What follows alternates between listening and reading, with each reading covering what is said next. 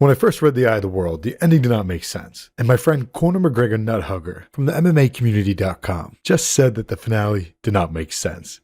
For what it's worth, the Wheel of Time Season 1 Episode 8, the Season 1 finale, was better than the book version. And if you were confused, then this video is for you. I'm going to give you a lot of extra color in this video without spoiling anything for show-only watchers. Let's start with the cold open. This scene was very important. The current story is at the end of the Third Age. But this scene was 3,000 years ago, towards the end of the Second Age, which is also known as the Age of Legends. This guy is Lews, Therin, Telamon, the dragon. He was an Aes Sedai because back then, both women and men were Aes Sedai. The male half of the One Power was not yet tainted. In fact, that's what he was arguing about with the woman. She is Latra Posey de Kum, another very powerful Aes Sedai. If you watch the scene with subtitles, Lews told Latra that he wanted to go imprison the Dark One. But Latra advised him against doing so. Presumably, she wanted to continue fighting the Dark One instead of trying to imprison him. In this scene, Latra warned Lews that if he tried to imprison the Dark One might corrupt the male half of the One Power. And she was right. That's what happened. Lews and the 100 companions sealed the Dark One away in a magical prison, but as a result, the male half of the One Power was corrupted. That began the Time of Madness, also known as the Breaking of the World. Over the next 300 years in the books, or 100 years in the show, male channelers went mad. They broke the world, setting it back thousands of years. Here is one example that is very important in terms of the ending of this episode.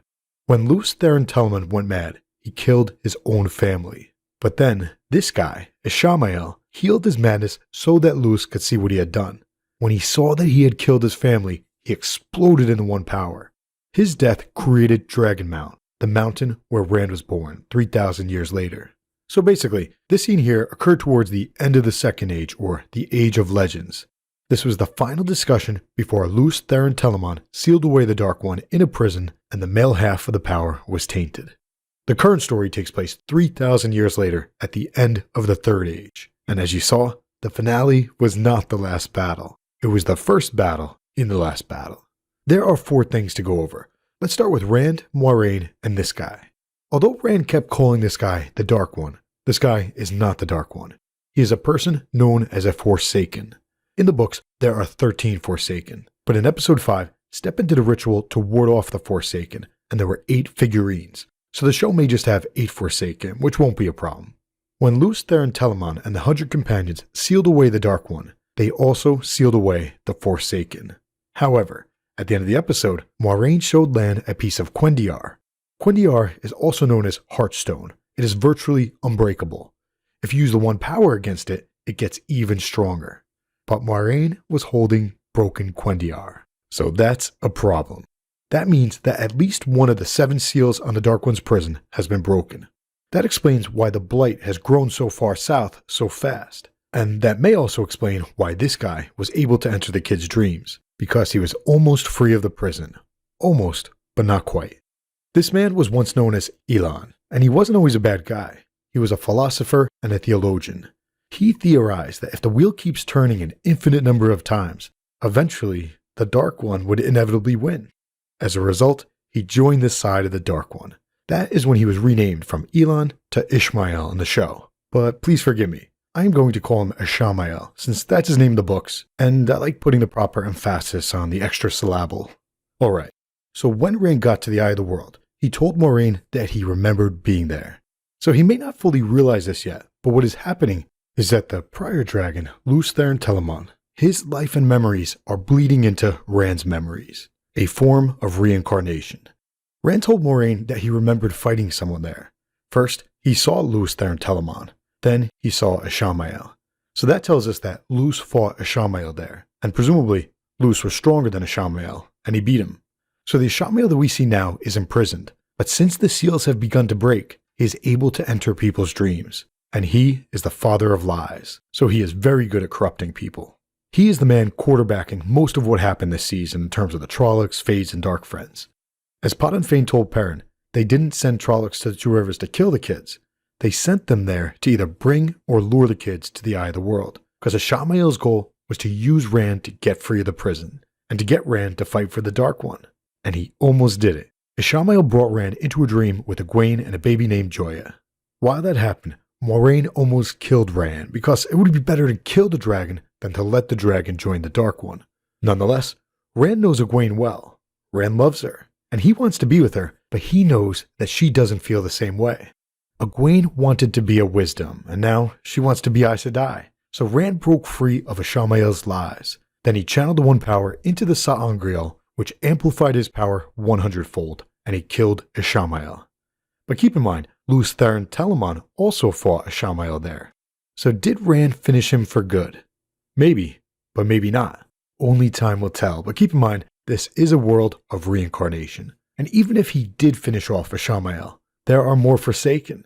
As we mentioned earlier, Steppen had 8 figurines, and there are 13 Forsaken in the books. So even if Ishamael is done, the Dark One still has Forsaken to do his bidding. In other words, the last battle has just begun.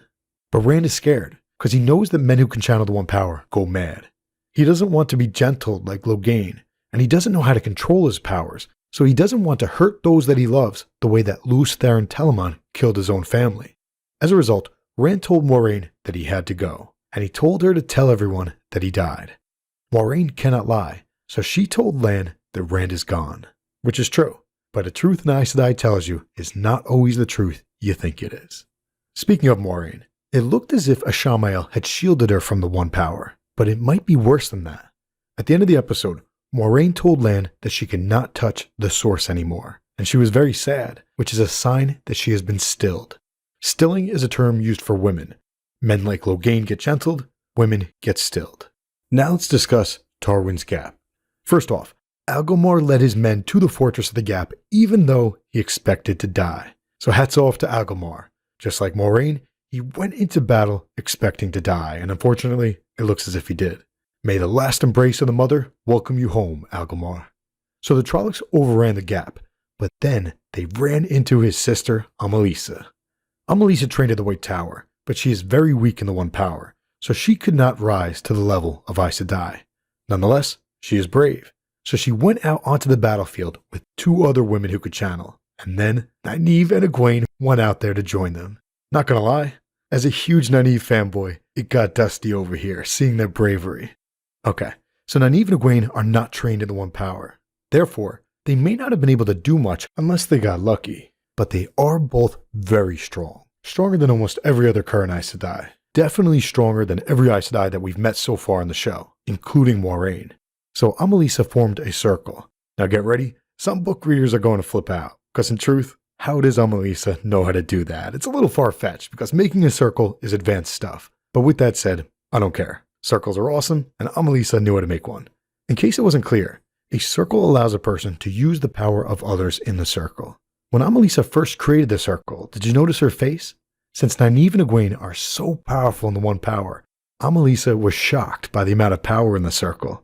She used that power to rain down lightning on the Trollocs. They saved Faldara. But the One Power is like a drug. It is very intoxicating, and as a result, she could not let it go. She began to channel more and more of it, more than they could handle. So her 2 buddies burnt out and died. It was way too much for even Egwene and Nynaeve. But Nynaeve loves Egwene so much that instead of trying to withstand the power surging through her, she focused on healing Egwene. So Nynaeve saved Egwene's life as a child from breakbone fever, and she saved Egwene's life now for the 2nd time. Thankfully, she is incredibly strong in the One Power, so she hung on to life by a thread in the pattern, no pun intended. Amalisa died, but Egwene was able to return the favor and heal Nynaeve. Very cool. 2 more topics to go. Now let's look at the Horn of Valere. The Horn of Valere is a very useful magical item. When you blow the Horn of Valere, great heroes of the pattern are summoned to fight. It's another form of reincarnation in this story. Before Agomar rode out to Tarwin's Gap, he told Lord Yakota and Uno that they knew what to do, so they moved aside the throne and dug up the hidden Horn of Valere. Meanwhile, Perrin sat back and did nothing, because he is scared of hurting people, and he was also brainwashed by the lovely Tuathuan people with the Way of the Leaf. But a part of Perrin realized that at times, you've got to fight. Unfortunately, he decided that the time was not now. Perrin and Loyal helped to dig out the Horn of Valere, but there were dark friends inside the walls of Faldara. Someone cut ropes to the drawbridge, and someone told Padanfain the secret passcode, so Padanfain tricked his guards into opening the door. The 2 Fades then killed the guards, and then Padanfain distracted Perrin. So Perrin walked away from the throne room. Pod and Fane in the Fades then circled back and stabbed Lord Yakota, some other top knot dude, Uno, and even Loyal. Let's hope Loyal isn't dead, Uno too, preferably. And in case you missed it, Pod on Fane now has Matt's dagger from Shadow Logoth. So if Loyal survives, he is going to have a wound with the taint of Shadow Logoth. Pod and Fane chose not to kill Perrin, and there's a reason. Perrin is Ta'Viren, just like his other 4 friends. What that means is that Perrin's thread in the pattern is an important one. Think of Ta'Viren as someone with a thick thread in the pattern. What Perrin chooses to do shapes the path of others around him. And Pod and Fane mentioned balance, which is a key theme in this story. Pod and Fane didn't kill Perrin because Perrin has a role to play in the pattern. The Dark One hopes to take over some or all of the kids. Again, balance, a key theme in the story in many ways. It's also worth noting that Pod and Fane left with the Horn of Valere, a horn that summons great heroes to battle. So the good guys don't have it to use anymore, and even worse, a dark friend may blow it. For what it's worth, Book 2 is called The Great Hunt, and it is the hunt for the horn. So that is going to be one of the main arcs of Season 2, an attempt to get back the Horn of Valere. In the process of doing so, they are going to run into a new group of people, the Seanchan. So this is the map here. This is the land upon which most of the story takes place, but it's not the only landmass in the world. There is an even bigger land across the Western Ocean. That landmass is inhabited by a people called the Seanchan. In the final scene of Season 1, the Seanchan have arrived. That explains the missing ships that Moiraine's Blue Sister had told her about. Aes Sedai are not the only people who can channel. Women everywhere can channel, but they do it a little differently. For instance, they don't swear in the Oath Rod, so they can lie. Another difference is that the Seanchan have a ter'angreal called an Adom, which in the show looks to be these things in the girls' mouths, and the collars around their necks. The women behind them have bracers on their forearms, and they have rings on too, so presumably, the bracers of the rings are magically connected to the mouthpieces and collars. The women in the front are called Damani. They are women who can channel, and they are effectively slaves. The women behind them are called Suldam. The Suldam order the Damani to use the One Power. Another fun fact is that the Seanchan are led by an emperor or an empress. They are very good at battle, and they also have crazy creatures that fight alongside them. So love them or hate them, the Seanchan are going to make waves in the Wheel of Time Season 2. In summary, the Wheel of Time turns and ages come and pass, leaving memories that become legend. Legend fades to myth, and even myth is long forgotten when the age that gave it birth comes again. In one age, called the Third Age by some, an age yet to come, an age long past, a wind rose in the mountains of mist. The wind was not the beginning. There are neither beginnings nor endings to the turning of the Wheel of Time, but it was a beginning.